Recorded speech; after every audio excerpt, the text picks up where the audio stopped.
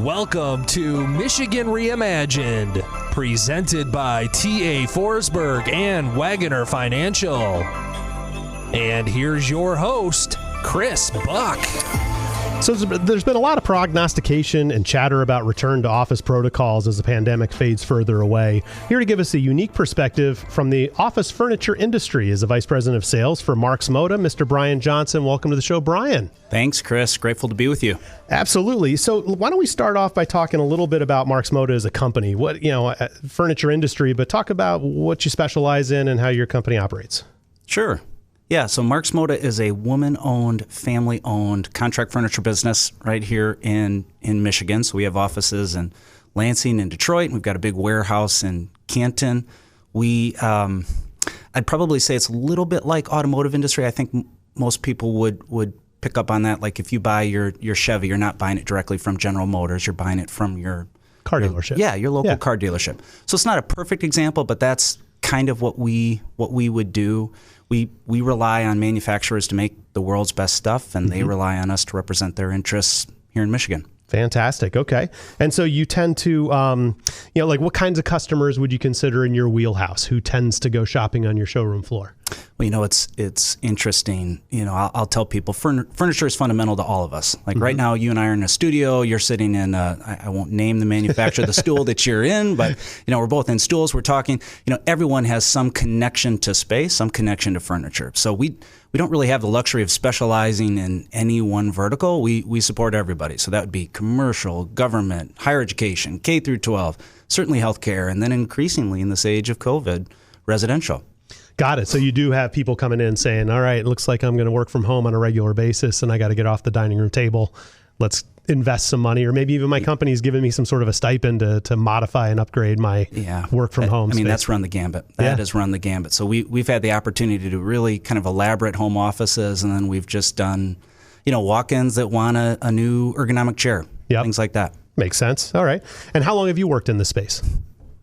I always chuckle with that because I'm at an age where I'm starting to collide with the fact that I'm no longer the young guy. So I still sometimes think that, but I've been in this space for 11 years.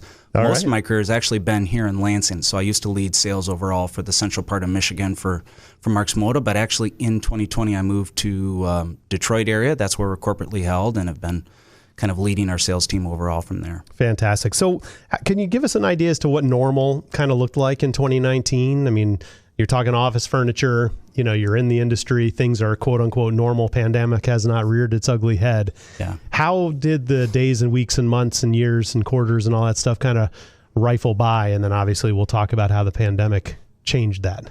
Yeah, I mean, it almost takes effort to remember what that was like. I mean, I think the delta just feels enormous between before COVID and today. But, I would say before COVID, most of what I did was helping clients with, I'd almost say it was like the pursuit of serendipitous collaboration. Like that was the job. How do you optimize for that? There was this real belief that if you bring people together, in various forms and iterations, that good things will come for that. So you would see, and I think many of your listeners would be familiar with cubicles, but lowering them, that was a big part of the job. How do we lower cubicles? How do we get more people into to a certain space? Yep. And then crowding. Yeah.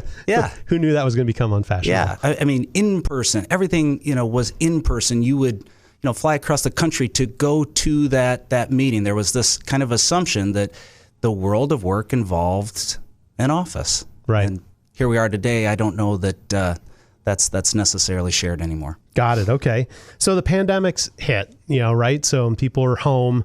I mean, I guess the first thing is, do orders get canceled?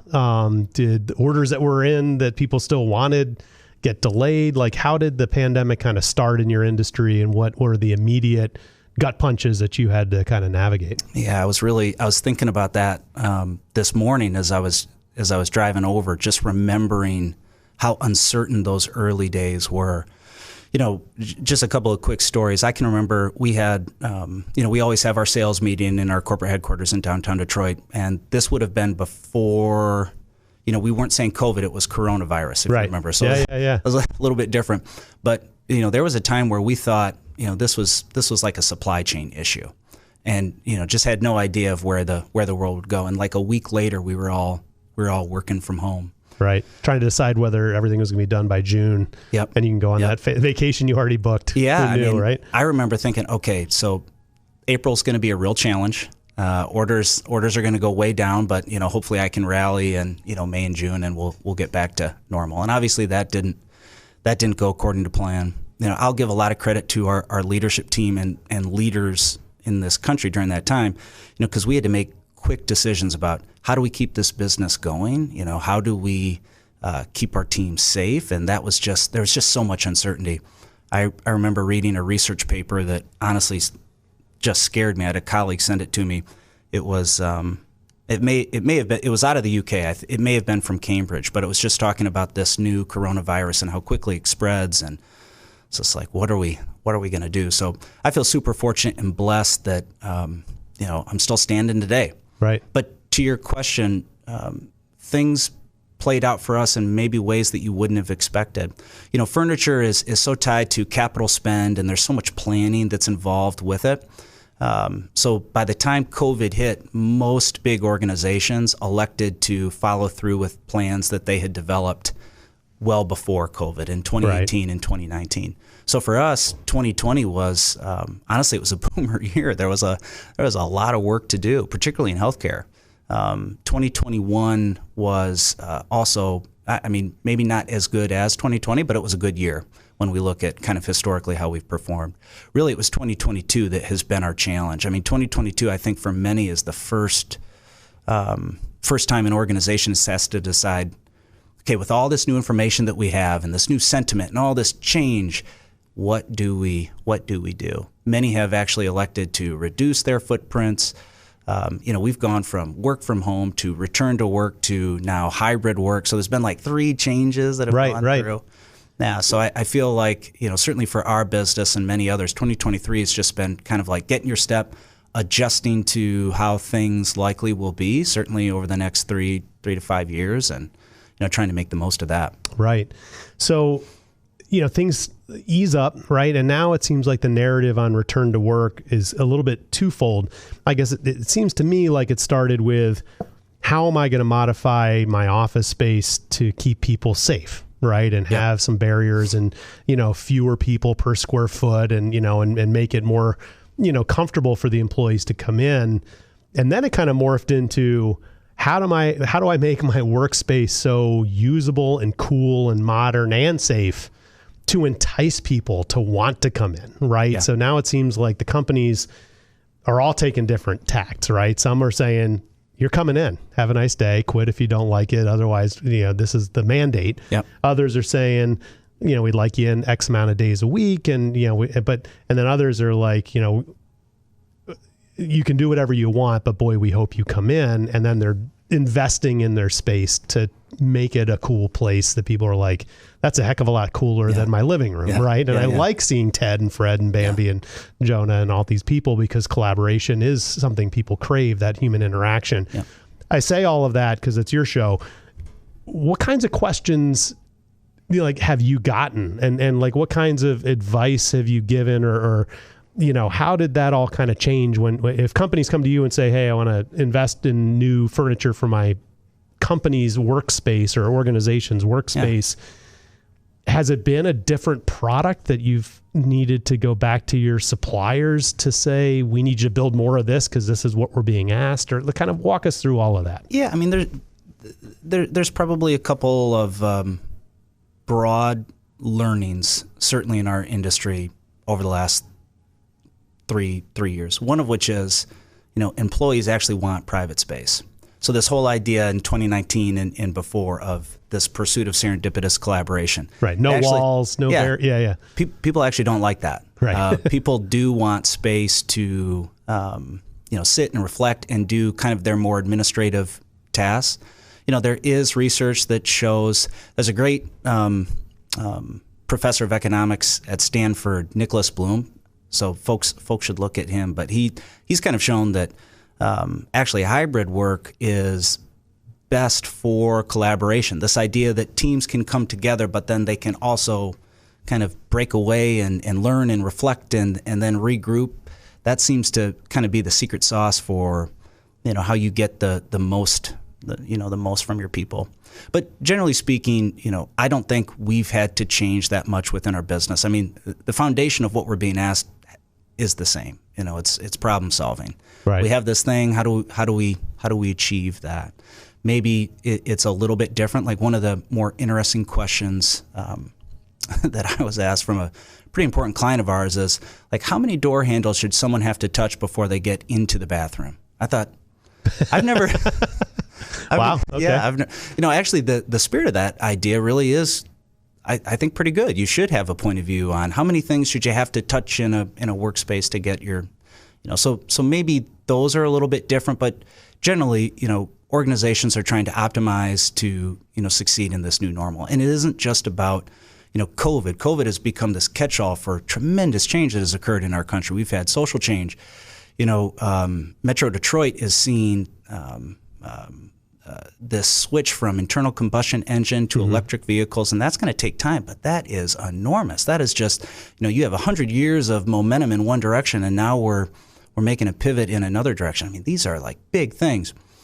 I've also been talking with, with different organizations about artificial intelligence, and I'm sure you've played around with things like ChatGPT, and some folks have this idea that, this is something that we need to manage down the road, and it's like, right. As of today, I don't trust any report somebody gives me that is uniquely their own. You almost have to assume your people are using these tools to iterate and collaborate already. So how that impacts how things look and where things go and the questions we'll have to solve and how business is optimized for whatever this new normal will be, I think those are really exciting, interesting questions, but we're definitely not in the ninth inning here. We're probably not even in the third. So I went to Neocon in Chicago for the first time. My day job, I'm responsible for some of the big furniture manufacturers, and I needed to get into that space and see what's going on, right? And as a guy, in his 50s who spent his life in corporate America and have been in and out of a million office buildings, I guess the reason I asked that last question is because everything I saw at Neocon, and granted that's supposed to be kind of, like right now and the next 18 months, it seems like are the products that they're showing. It looked very different than the types of furniture that I used to see in a traditional office building, right? I didn't see an 18 bank of cubicles, and I didn't see the big oak desk with the big credenza in the back and filing cabinets and all that kind of stuff that I'm used to seeing. So you see all these pods and little touchdown areas and like phone booth looking things that people are very comfortable in. And I sat in the soundproofing, so I look at all of that. And like, is that the kind of stuff that you're selling more of these days than you were in 2017, 2018? I mean, that's kind of the spirit of how the furniture industry's evolved. And do you think COVID sped that up, that transformation into that kind of material? I actually think that's a key point. COVID was an accelerator of trends that were already happening. I mean, you're a prolific traveler. You talk to more people than I do. So when was the last time you were in an organization on a Friday and you saw anyone there? I mean, in 2019, there, people were working from home. So certainly, these changes were already occurring. One of the changes that, certainly we were doing in 2019 is what we would call more ancillary spaces. So it's like more living room stuff. It's more casual, relaxed, softer feel type things. Folks may be familiar with like residential. That's a term that we're seeing more and more in this space. I think the biggest one though that I'm reflecting on all the time, and certainly it's just been a huge growth category for us, is these like privacy booths. Right. People, I mean, you can't get enough of them. For some of our larger clients, we've deployed these. So they're like, it's for folks listening, it's like a telephone booth with really good acoustics, and they're made in various sizes. So you can have like one person, you could have 3 to 4, you could have 6 to 8, and whenever they're deployed, they're just never not used. In fact, we've had to get much better helping our clients through change management, so people don't start to treat these like it's their office. Their assigned office, right. Yeah. So there's a real need for that. Folks are a little bit more vocal about what they expect from their employer. They need spaces where they can talk to their doctor or talk to, their child's teacher. I think there's some real reservations about, commute and travel times, and we have to figure all this stuff out. But certainly optimizing for the full breadth of your people and their expectations is a smart move. Right on. I want to take a moment and give a nod to one of our supporters. And when it comes to creating commercial and residential spaces, there's no one I trust more than my friends at the Forsberg Real Estate Company. Brent Forsberg and his team take a holistic approach to creating an environment that suits your needs while creating a foundation for a prosperous community. Since the 1950s, Forsberg has been a name to trust if you're looking for a partner on a project, to occupy a great space to live or work, or simply follow one of the great thought leaders of our state. Reach out to my friends at the Forsberg Real Estate Company by calling 517-349-9330 or check out their website at lansingrealestate.com. You will not regret it.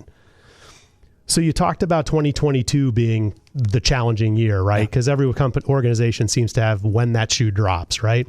But talk a little bit about 2023, and maybe not MarxModa's pro forma or financials, but generally speaking in the industry, do you feel like, is it still catch-up mode, or are you booming, or are you back to kind of pre-pandemic levels and trying to navigate a new normal?